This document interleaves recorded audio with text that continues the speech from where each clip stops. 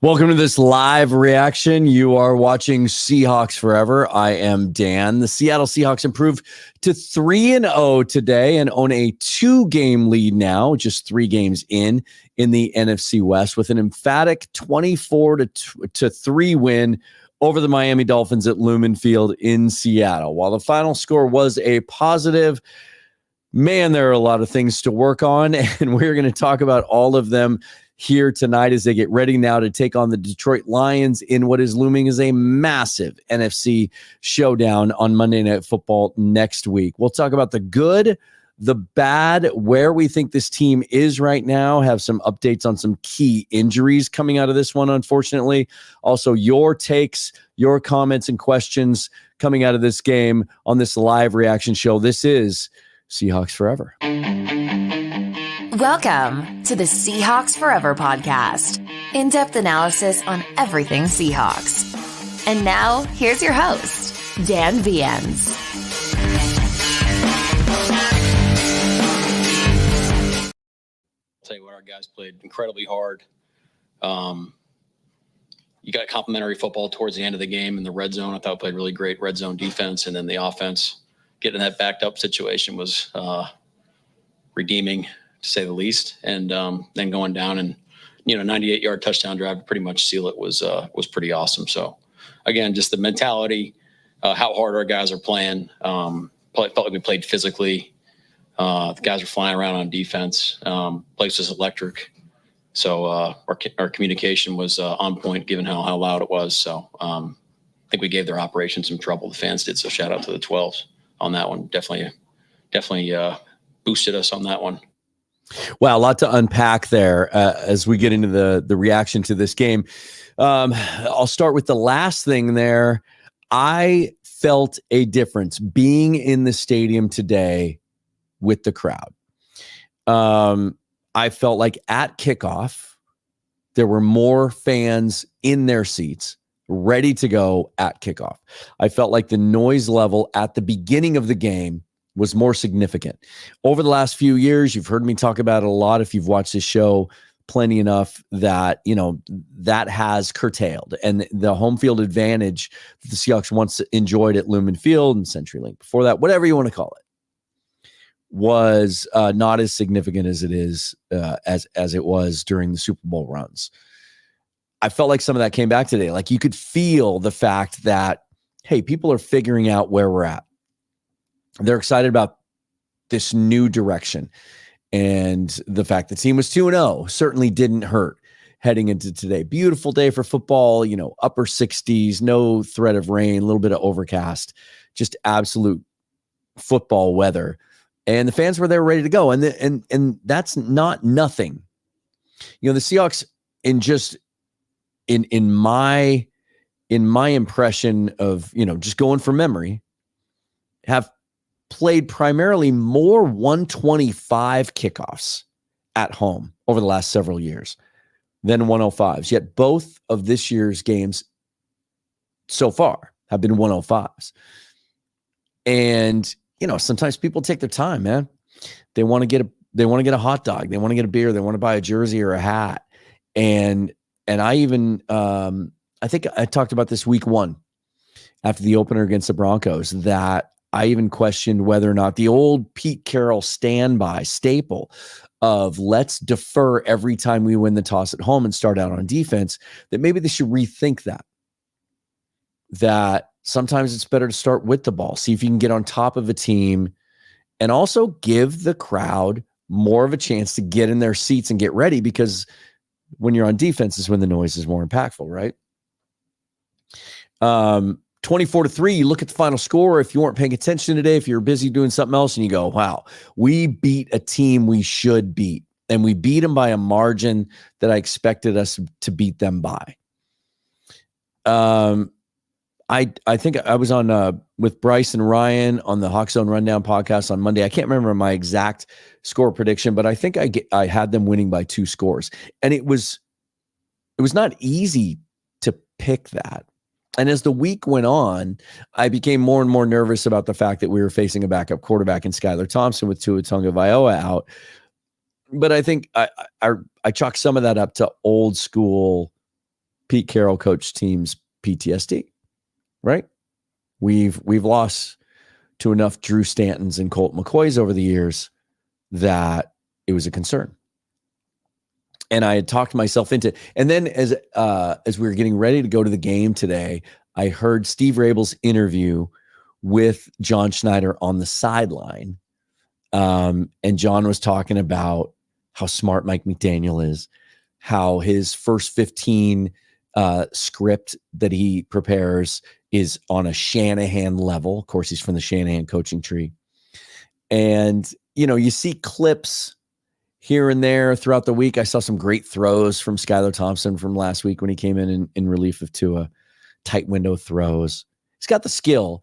But as I was heading to my seat today, I thought, what's the thing that separates backup quarterbacks from starting quarterbacks in this league? And that list is long, right? But one of the things that a thought that I had that crystallized for me was they're able to make plays. They can do things occasionally that make you go, oh, okay, we got to take this guy seriously. He's got some traits. But they don't do it consistently enough to be able to beat you. And it became evident early in this game that Skylar Thompson was not on his own going to be able to be a problem for the Seahawks. There were other things, and we'll talk about some of those today as we get into this a little bit more. But a big win. The Seahawks improved to 3-0. That's never a bad thing, even though we have plenty that we can pick apart and talk about. Certainly areas in this team that need to improve as we start to play better teams. But also with what else is going on in the NFC West today, these days, a lot of it injury related. Coming into today, we knew that the Cardinals were going to face the Lions, who the Seahawks play on Monday Night Football next week. And then the Rams and 49ers are playing each other. Obviously going to the game today, I didn't realize until later that the Rams had furious comeback in the fourth quarter to beat the 49ers. So everyone else in the NFC West is 1-2. The Seahawks are 3-0 today. A 2-game lead to start the season is never a bad thing, especially for a team that's evolving. Let's put it that way. If you're new to the show, definitely if you like what you hear and see, hit that thumbs up, subscribe to the channel. It's the best way to support the channel. Hit the bell for notification of future episodes. All the other different ways that you can support the channel and me are down below in the description.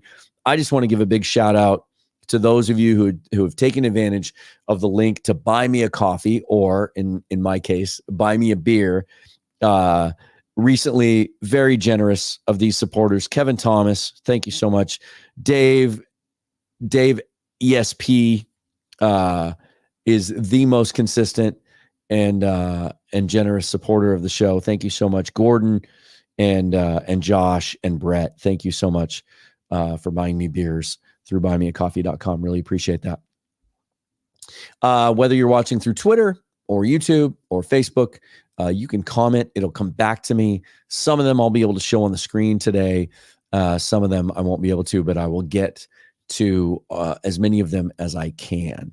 But first, I just want to, and this is how this works when they're at home, is I go to the games, and then it takes me, half an hour to an hour sometimes, depending on the game itself, obviously. And I kind of go over some things and some stats and prep as much as I can.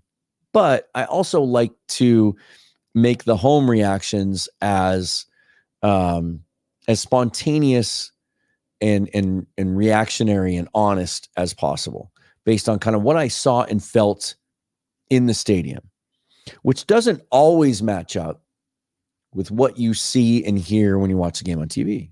You don't get the analysis. You don't get some of the explanation on replays and penalties and things like that. And my goodness, do we have to talk about penalties today?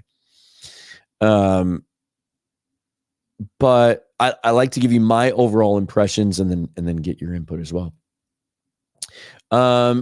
This game started out unlike any game we've seen in quite a while. I think back, was it 2 years ago at LA, the Chargers, where they jumped out to a quick lead. I think they were up 17-0. And then, as so many of the teams between, let's say, 2014 and 2023 would do, Leads were never safe. You never felt comfortable with one. Putting teams away is something that has frustrated us as fans for a long time. Now, the flip side of that is we've seen the Seahawks under Pete Carroll many, many, many times over the last decade and a half come back and win games. Some of them games that you didn't think they had any business winning. That was part of the fabric of the culture and the mentality that Pete Carroll built. Now, early in this game, when it was 17-3 and stayed that way for a very long time, I tweeted out, okay, this is a good test because we don't want to be the team that makes every game close. We want to see our team put teams away. Put your foot on the gas and put teams away, right? And then we saw a second and a third quarter that was about as ugly a display of football as I remember seeing in quite some time, where a lot of sloppiness on both sides of the ball, penalty after penalty. Couldn't get anything going on offense. Where it looked early in the game like Geno Smith was going to be on his way to maybe his first 400-yard passing game of his career and really light the scoreboard up. Everything kind of came crashing down in the second and third quarter. And then the fourth quarter came around and they put some things away. But let's talk about the start first and kind of how it fits into everything. Early, I thought, in the stadium, I thought the pass protection was improved. And the best example of that was the long touchdown to DK Metcalf. What was the yardage on that?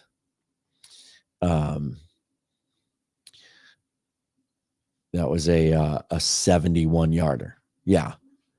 Which really helped me in my primary fantasy league because I had to bench Anthony Richardson this week and played Geno Smith. So I got a little double points on that one.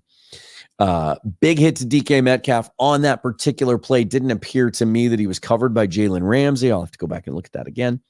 So they took advantage of that. Geno talked after the game, heard some of his comments about how that was a play they've been repping all through camp, and they hadn't have a choice. They hadn't had a chance yet to run it, but DK had an option on that play.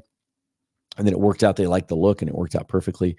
And just a big, big play to get them on the board early, and really getting that lead early, I thought was key in this game, because when facing a backup quarterback and a guy that early on misfired on a couple of throws, didn't look like someone that was really going to put a lot of fear in you, being able to play from ahead, being able to turn your pass rush loose a little bit, being able to turn your defense loose.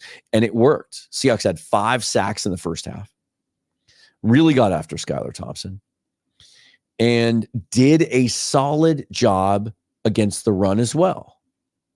Just a week after giving up 180 yards against the Patriots, giving us all flashbacks to the bad run defense of the last 3 years.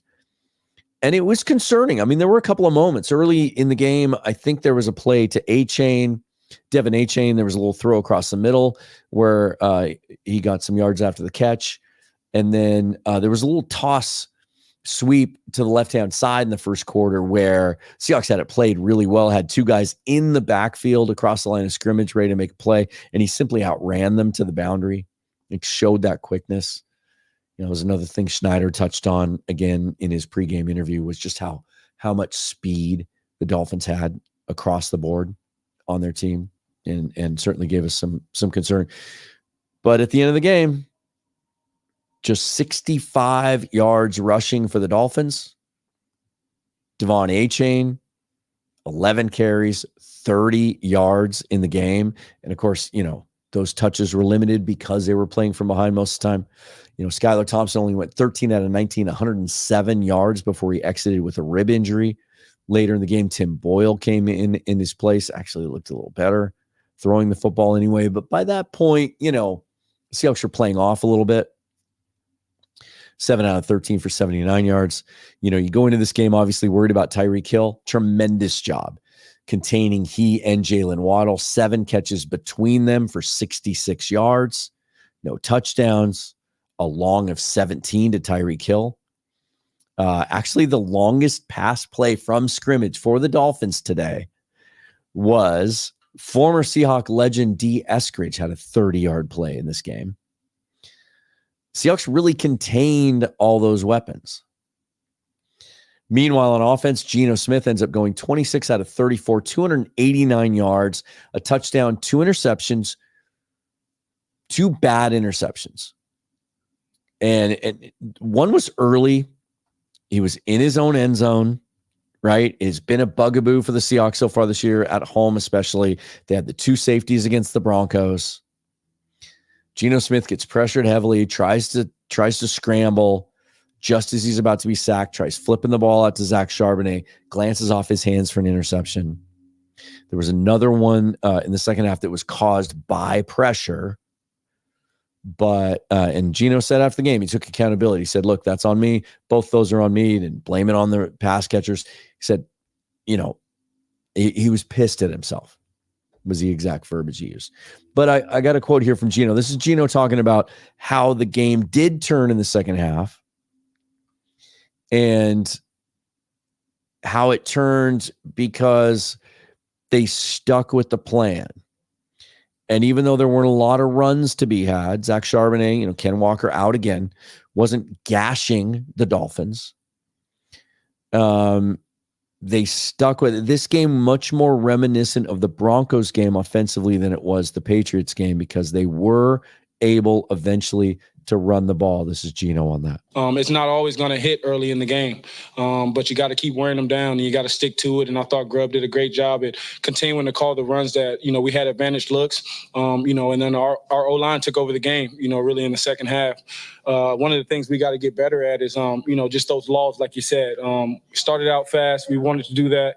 We wanted to come out and start fast, but then we say, put our foot on the gas. And I think that's where we got to take the next step is where, we're up 3 scores or 2 scores, let's keep pushing the lead. Now, that's something that I tweeted about during the game. It's something I wanted to see, touched on it just a minute ago, that Ryan Grubb has a history as a play caller in college of not letting up when his teams have leads.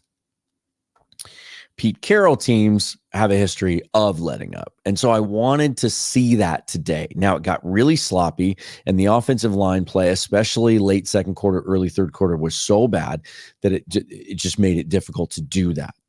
And I thought, are we going to see this? Or is this going to be, a Pete Carroll type game? And please, again, especially if you're new to the show, if you're not, you understand. I'm going to keep referencing this because we don't have anything else to go on. And this is a brand new coach without a history as a head coach and a team that had, the same guy calling the shots for 15 years. And so that's all we've known for a long time. Those references are going to continue, but in no way do I mean to demean what Pete Carroll accomplished here. Love the man. Love what he did here. But this, you'd like to think this should have been the type of game that they should have hung 50 on the Dolphins, right? To Eric's point here. Tough to say domination, which is the word I used in the description of the show, with Miami playing quarterback 3 because they ended up having to go to Tim Boyle later in the game. And I get this mentality. I get it, Eric. But again, over the last 15 years, there has been, except for 2012, 13, 14, let's eliminate those years. There has been a consistent issue. If you're a Seahawks fan, you're used to this, of not beating teams you should beat, playing down to the competition. Or if you do beat those teams, not beating them as convincingly as you should. I can't tell you how many weeks there have been over the last 20 years where I get excited about a game all throughout the week and then it becomes a game because I think it's one they should be able to control. And you get to Sunday and it's not. And they struggle and they have to scratch and claw to beat a team that they're more talented than because they didn't have as good a plan as they should have. They didn't execute as well as they should have. And so we can talk today about all the things that the Seahawks could do better, and there are many of them, as evidence over the first 3 weeks. And then you can try to dismiss those away by saying, well, they played Bo Nix, a rookie quarterback, in his first start ever in the NFL week 1. They played Jacoby Brissett, a journeyman for a reason, in week 2. And then Tua wasn't there. And it was Skylar Thompson, and he just didn't look very good. You can dismiss all that away, but at the end of the day, they are 3-0. They beat all those teams. If they were 1-2 or even 2-1, then they'd be open to mass criticism. So I get it.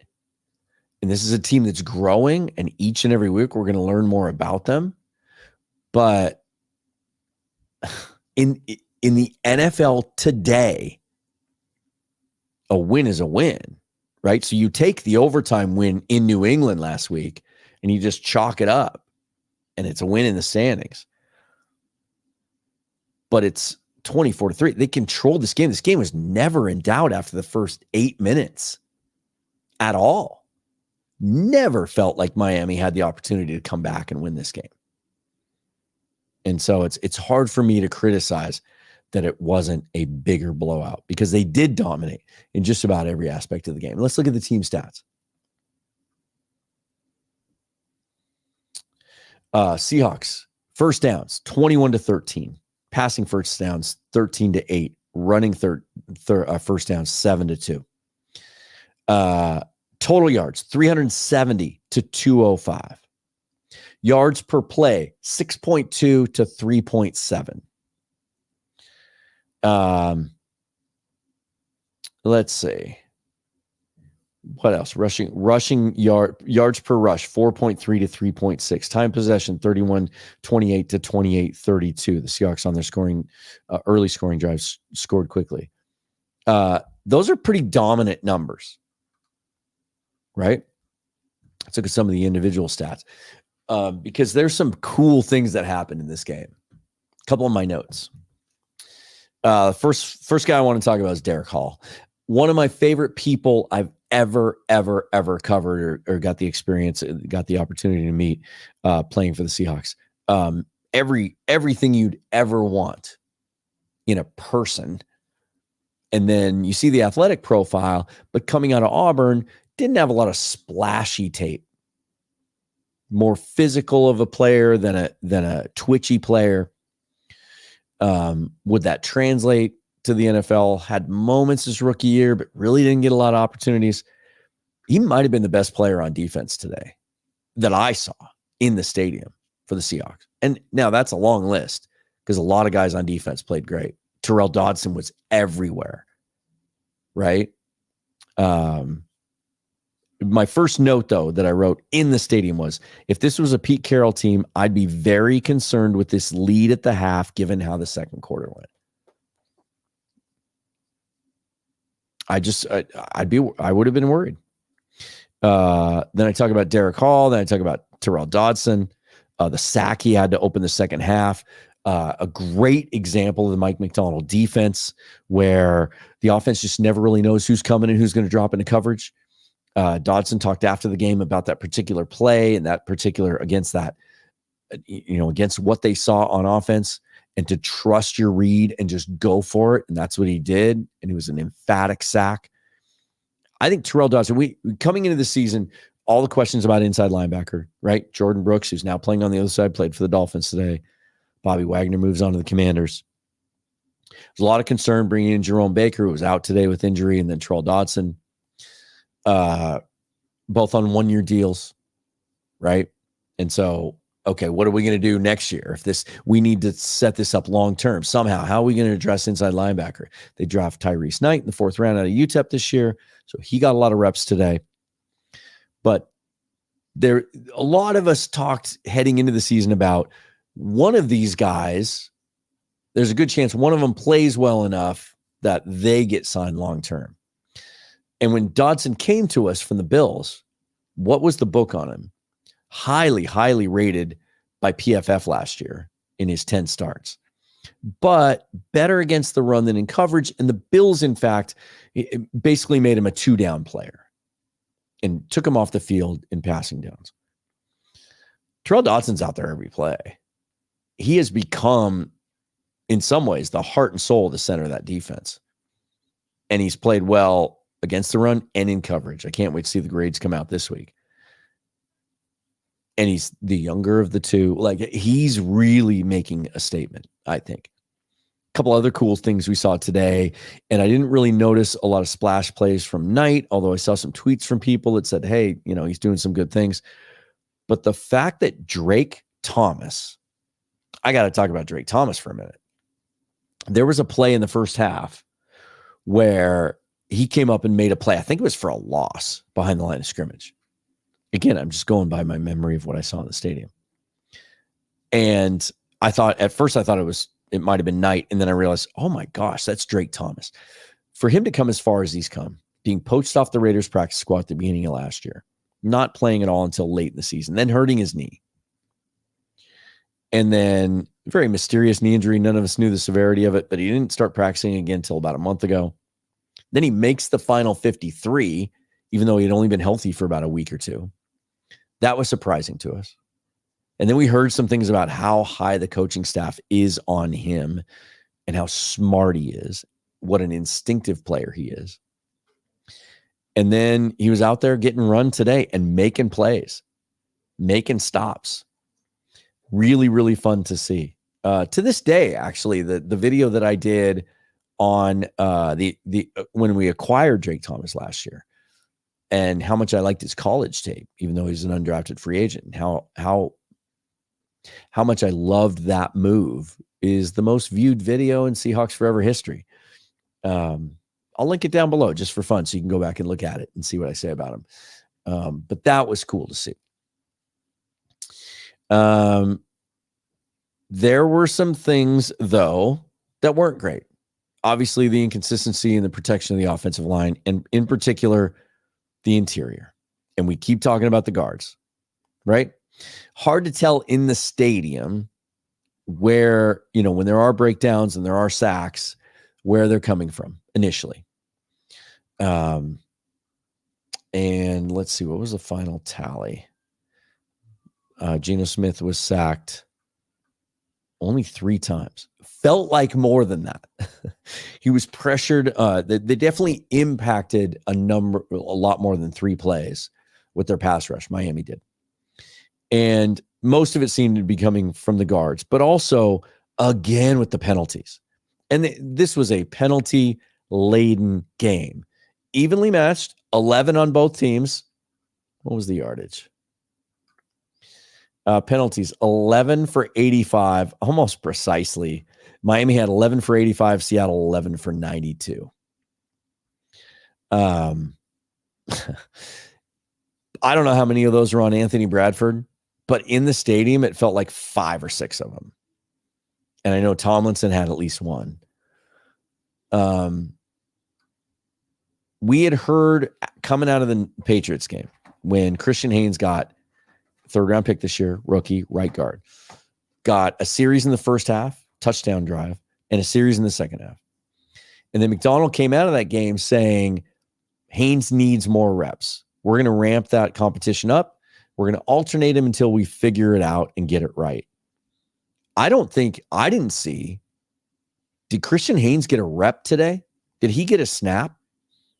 The snap counts haven't come out yet. I didn't see him out there. All I saw was Anthony Bradford getting abused. And so, the question is why? Everything we have seen from this coaching staff would lead me to believe that no one's on scholarship. They're going to play the players that they believe give them the best chance to win, because that's the priority. That wasn't always the case over the last 15 years. Guys would continue to play and keep their starting jobs that many of us felt like didn't deserve it. If after what Mike McDonald said Monday on his coach's show about Christian Haynes going to get more reps moving forward, and then we didn't see it today, it couldn't have been an injury situation, or they wouldn't have had him active today. They must just clearly see throughout the week that Anthony Bradford's better. Now, some players are better in practice than they are in the games. Maybe it's not translating. At a certain point, you have to ask yourself what's going on. And it's way too early, I think, to be able to ask the question, did they miss on Christian Haynes? Because I don't think so. I think the scouting community as a whole would come after you if you tried to imply that. But he did come from a lower level of competition. And maybe the coaching staff just doesn't think he's ready yet. But if he's not, and until he is ready, they got to figure something out. And I had someone tweet me today. They said, we need to trade for 2 guards. And I said, wait a minute. Christian Haynes is going to be one of those guys. And he said, well, both the guys that start now stink. And I've had this suggested to me multiple times over the last few weeks. And you just need to let go of that idea. For now, nobody's trading anyone right now. That's just not going to happen. No one that's good.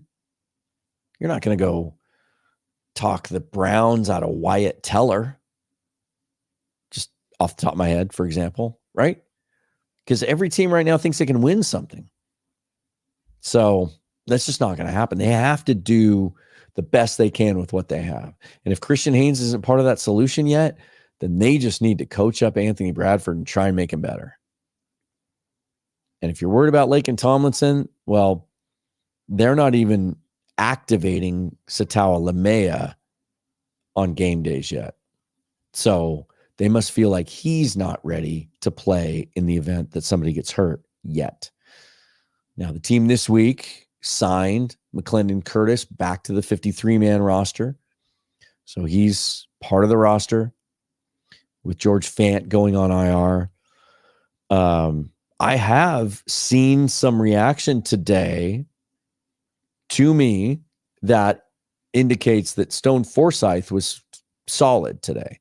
And I hope that continues to be the case, because based on what I saw at right tackle in preseason from McClendon Curtis, I don't want to see him at that position.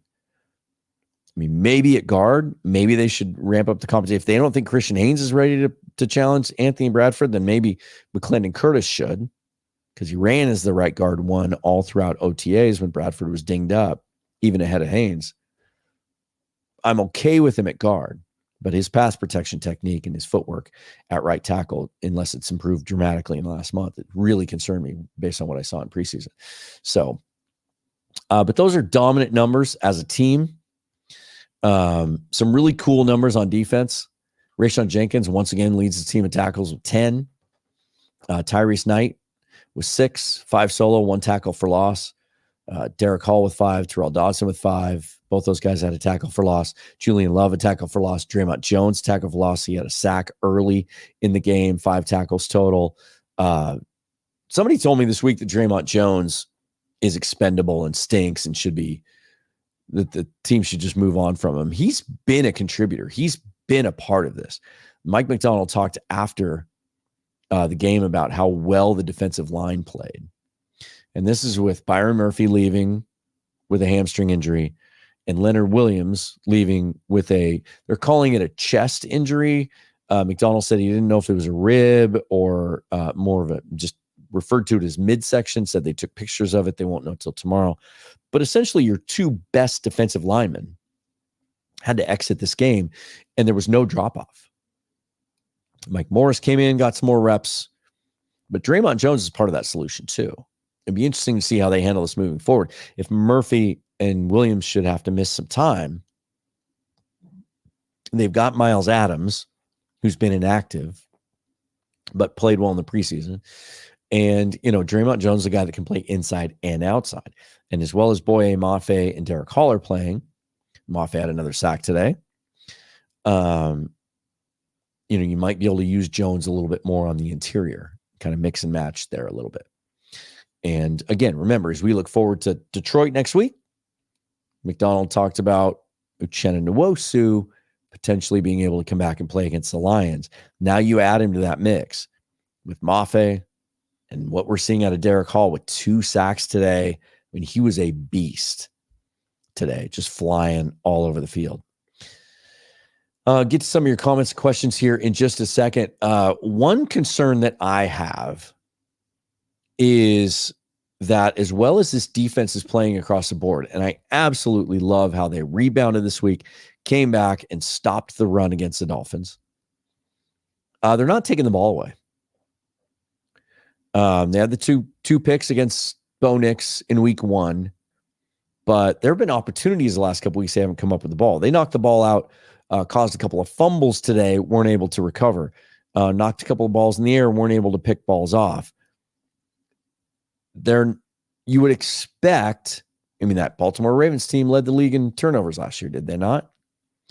You would expect at some point that's going to, correct to the mean. That this team, the way they're playing and with their pursuit and the way they're flying around, the way they're pressuring the quarterback, it'll be interesting to see the pass rush win rate numbers after this week. That you'd like to see them take the ball away more often, and they're not. And that's a little bit concerning. And then one last thing before I get to your comments. I know people are going to easily look at the numbers and they're going to say, Geno's got 3 touchdowns, 3 interceptions this year. That's too many. That equates to 17 interceptions this year. Can't throw that many picks. I have no issues with Geno Smith and how he played today. I think he was under heavy duress, consistently pressured. I thought he made smart decisions, and he made plays when he had to. And his McDonald reference there at the beginning, it was kind of apropos the last touchdown drive to put this game away, because I kept saying throughout the second half, okay, we just need this drive here. We score a touchdown here, go up 24-3. Game's probably over. Right? It's over now, but it would really, really be decided then. So to be backed up to your 2-yard line where, they've had all sorts of issues, especially at home, the game against the Broncos, and to be able to drive 98 yards and run the football, some really nice runs from Zach Charbonnet there, who I haven't even really mentioned.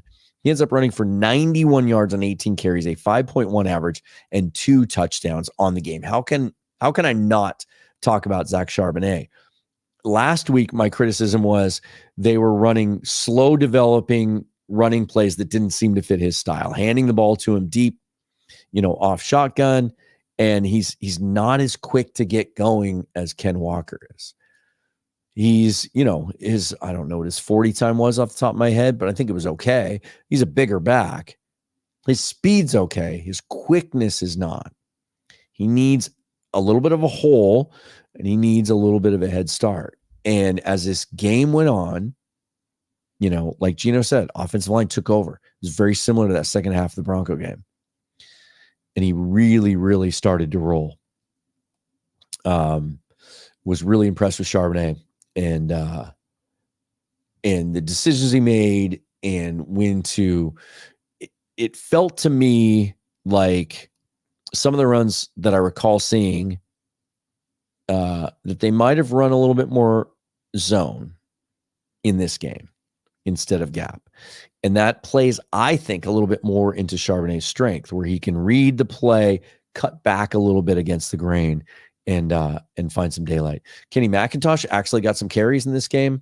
Had a 6-yard run that looked nice. I think one run was called back by a penalty. He had 3 carries for 11 yards. So he finally gets in there, gets his feet wet a little bit too. DK ends up 4 catches for 104 yards with the long of 71, of course, covered by Jalen Ramsey most of the day. Had another catch on the sideline on their first touchdown drive that was absolutely outstanding, leading to the Zach Charbonnet touchdown to start things off, where Kendall Fuller was guarding him, had his back to Geno. Geno just gave him a chance to make a play, and DK just went up over him and caught the ball with his big hands over the top of the DB on the sideline, got his feet in.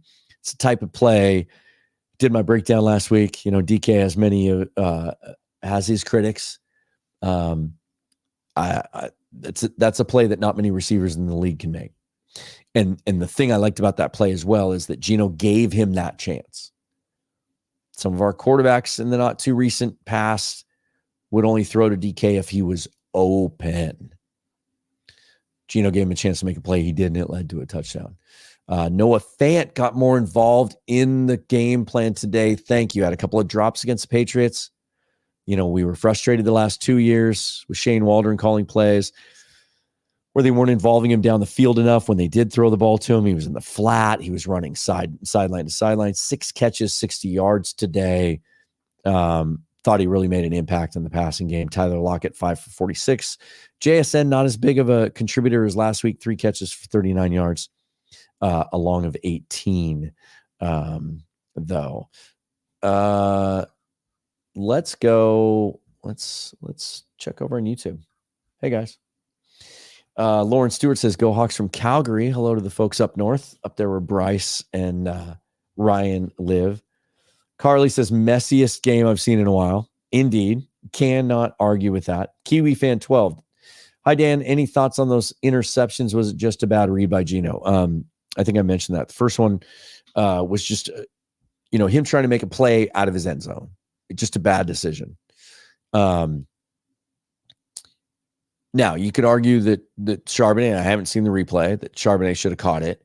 But I think if he had thrown it at Charbonnet's feet, it would have got him out of the loss, and it wouldn't have been grounding because he was in the area.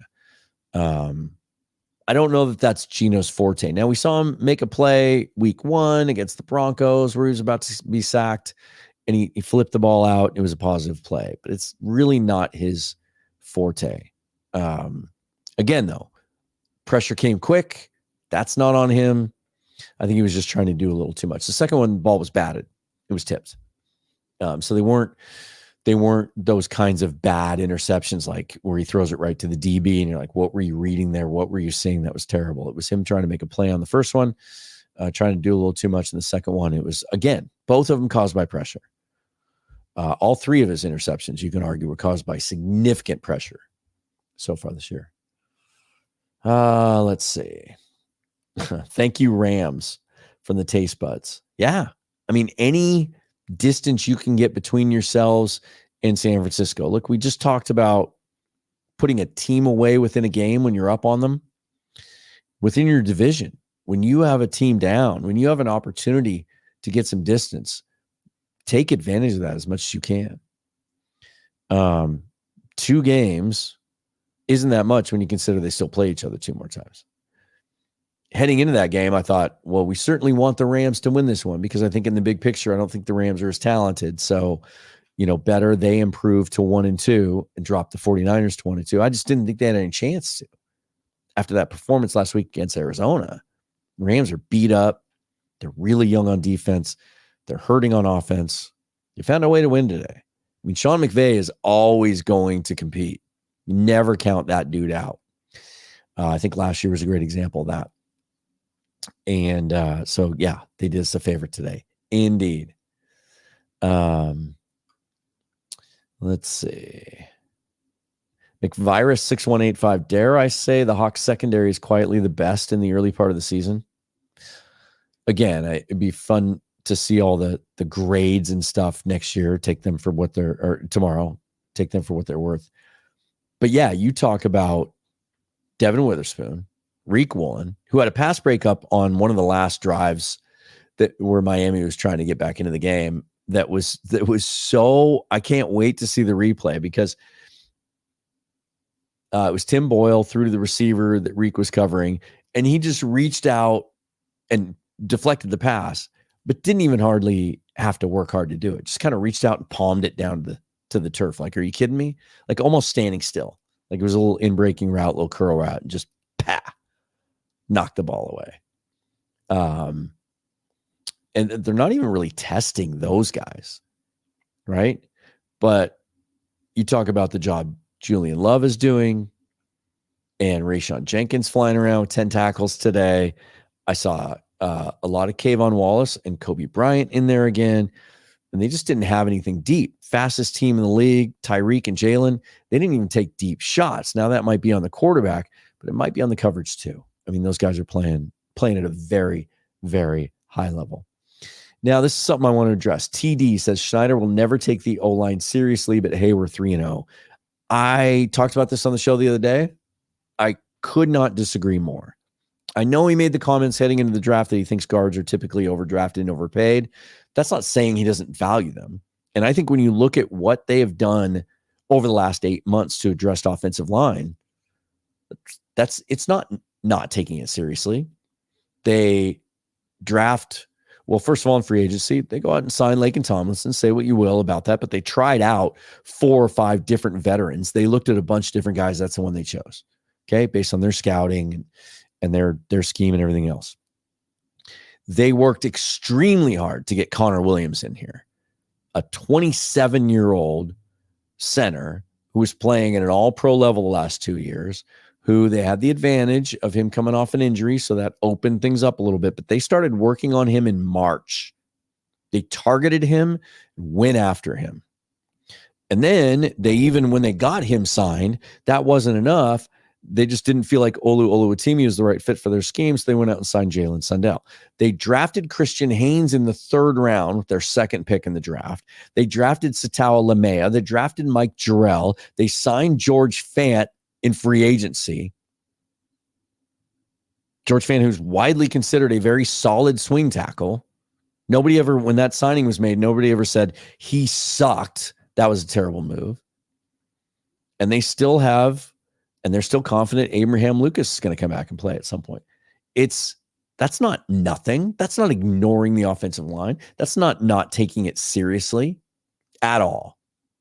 They're not playing well, but offensive line also takes continuity. It takes time, more so than any other position group on the roster.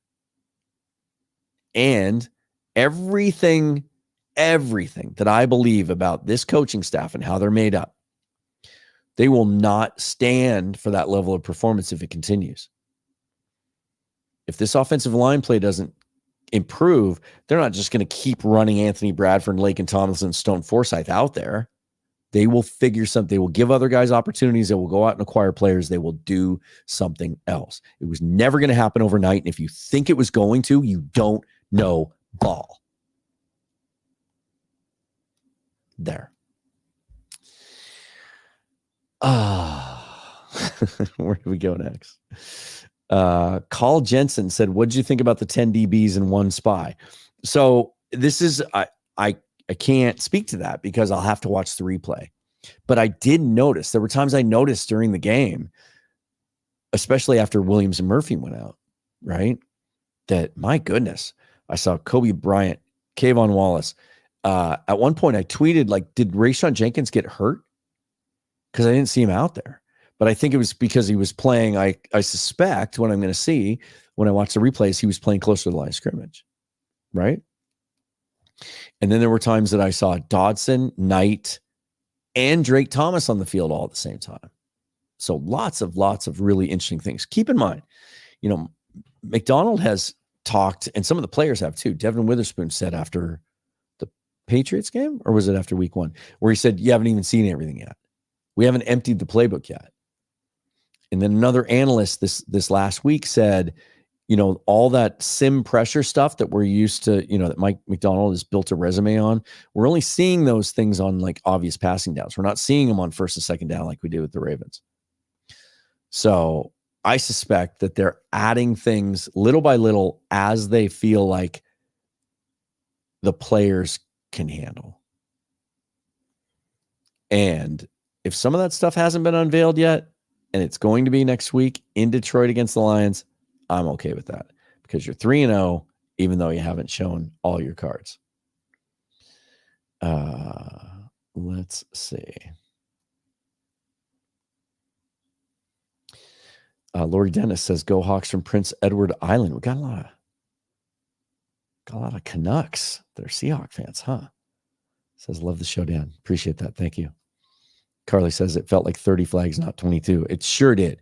I think there was a stretch there of, 7 or 8 plays in a row with a penalty. It was brutal. Absolutely brutal. Let's see. Chris Smokehawk Neslin says the problem with O-line is the spread offense in college football, so they need to unlearn everything and be taught all new techniques. This is true to an extent. NFL offenses are adopting college spread concepts. And it's becoming much, much more of a hybrid.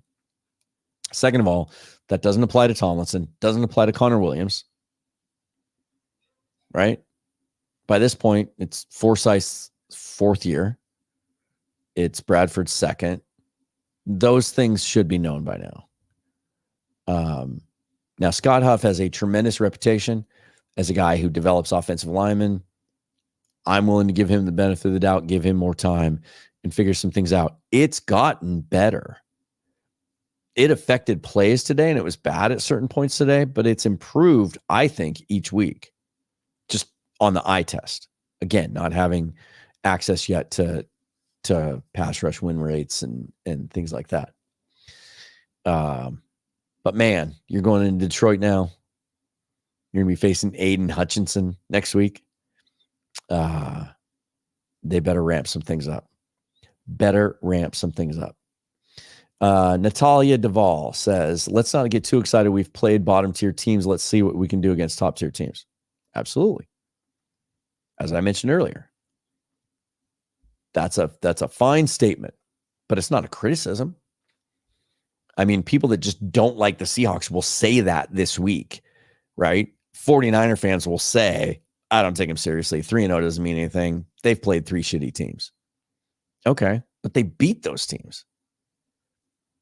And your 49ers just lost to the Rams, who got blown out the week before by Arizona, which brings me to another point. I wanted to talk about comparative scores because I've heard a lot of this the last 3 days. Whew. You see how the Jets blew out the Patriots? Maybe they're not as good defensively as we thought because Rodgers just, ran all over them. And the Jets defense was able to shut down their offense, and they put some drives together against us. So maybe that win against the Patriots was just as dismissible as the win against the Broncos at home with Bo Nix's debut. Okay. So the Seahawks beat the Patriots. The Jets blow out the Patriots. That's supposed to somehow be dismissive of how good the Seahawks are as a team. All right. They're going to go play the Lions, a team widely recognized as one of the best teams in the NFC. The Lions lost to the Buccaneers last week. The Buccaneers lost to the Broncos today, convincingly. Got blown out by the Broncos, who the Seahawks convincingly beat in week 1. You see? You see the circle? It's the NFL. Week in, week out. You just don't know how teams are going to play. They're all talented. If they play well, look what Carolina did today, for crying out loud. Got blown out the first 2 weeks of the year. Everybody thought they were trash. Bryce Young gets benched. Andy Dalton comes in, throws for 300 yards and 3 touchdowns. Carolina wins a game today. We thought everybody was wanting to anoint the Saints as a contender and give Derek Carr the MVP award. They lose today. The Dallas Cowboys looked great week 1. They've lost 2 games since. Don't fall for comparative scores. It is a week-to-week league. Chris says, the way I see it, we just finished our preseason. The regular season starts Monday. That's a really good way to look at it. Like, originally, when we looked at this schedule, we thought the first 2 weeks were pretty kind to the Seahawks. Even if the Patriots had chosen to go with Drake May, more talented than Jacoby Brissett, but it would have been his second NFL start ever. So that was an advantage, Seahawks. So we all kind of felt like we had a chance to be 2-0. But then we thought, Miami coming in here, that's going to be a tough one. And then Tua got hurt. So yeah, you beat the teams you're supposed to beat, but we haven't played a complete game yet. I thought we were on our way today.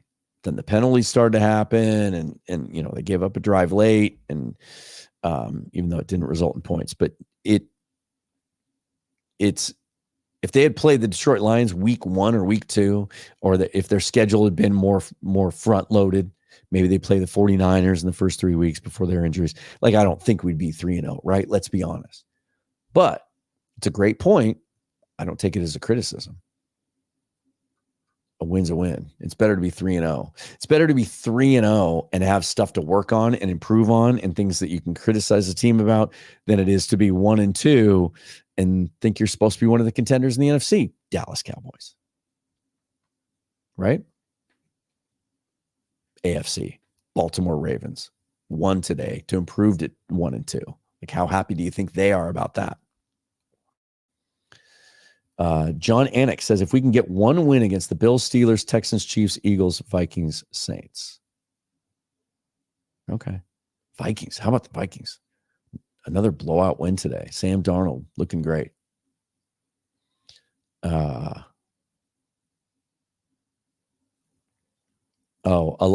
see. A lot of life says 26-20 is convincing. Talking about the Bronco game. Yeah. They had that game in control, gave up a touchdown late when they were playing soft defense. That game never felt like it was in the second half anyway. Once they got up 2 scores, it felt like it was over. It was convincing. Absolutely. Yeah. And then Justin answered. Okay. I didn't read ahead far enough. Justin said Broncos scored late when there was virtually no chance of them winning. Final score is closer than the game actually was. Absolutely. McVirus 6185 says consistency is the most important thing in the NFL. Absolutely. And this is the thing that I think frustrated us the most the last 3 or 4 years, the inconsistency. One week they would look good, the next week they wouldn't, or even within games. You know, the offense would have a couple good drives and then disappear. The only thing the Seahawks were consistent at the last 3 years was not playing defense and not being able to stop the run. The most encouraging things I take away from today, as we wrap this up, is I have felt from the moment they assembled this coaching staff, based on everything that I could get my hands on, everything you hear from other people, everything you see, this staff was universally praised and revered even for their ability to understand the game, their ability to teach and get the most out of their players, to scheme, to put players in the right positions. Through 3 games, we have seen that in action. On offense, in 2 games now, well, I'll say all 3. In the Bronco game and the Miami game, very similar in that the running game wasn't very effective in the first half, but they ended up finding a way to run the football in the second half to put the game away. And then in the New England game, when there was no running room to be found at all, they still were able to, with Geno Smith in the passing game, consistently move the ball, and they end up getting a win.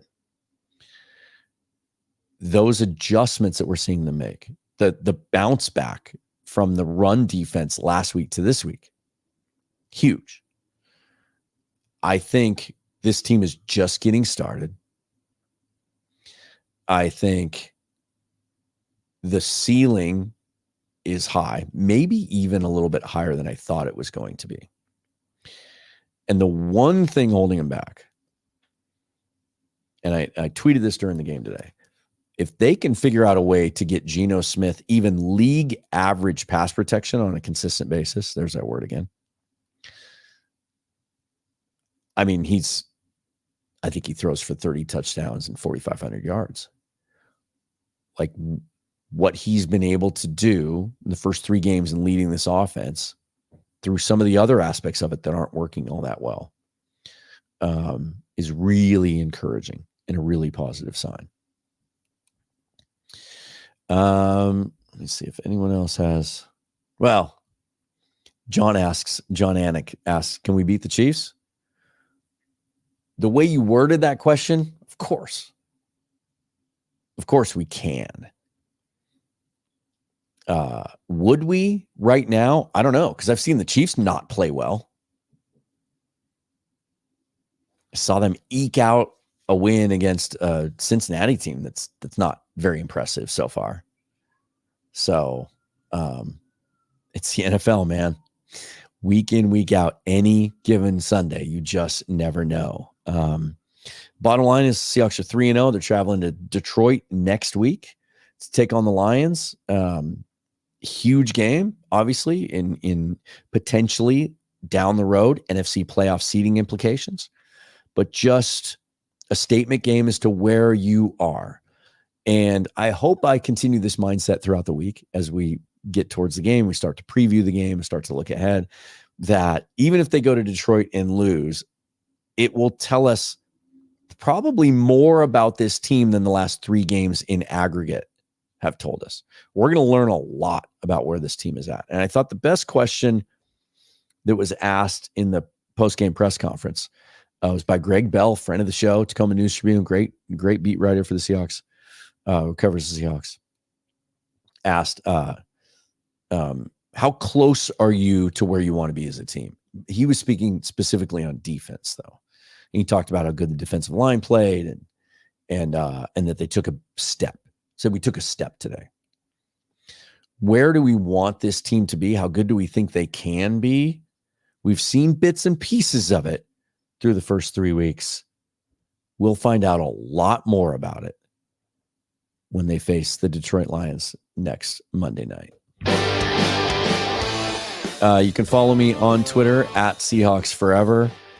Be sure to subscribe to the YouTube page, right? Hit that bell so you get notification of future episodes. If you listen on audio, just subscribe so you always know when there's a new episode. And if you really like what you hear, you can rate it or review it. All the different ways on YouTube to support the show are down below. We'll be back throughout the week. We'll listen in on Coach McDonald's coach's show tomorrow on 710. We'll update you on injuries throughout the week and any news that might break. And then we'll preview the game as we get closer. And then working on a very, very special guest that I hope to get on this week if our schedules allow. Thank you so much for viewing, watching, listening, commenting, asking questions. The engagement means a lot to me. It's a big reason I do what I do. I just love talking about the Seahawks, but it's the engagement that I get with you guys that really makes it fun. So thanks for tuning in. Again, at Seahawks Forever, forever and always. Go Hawks. Thanks, guys.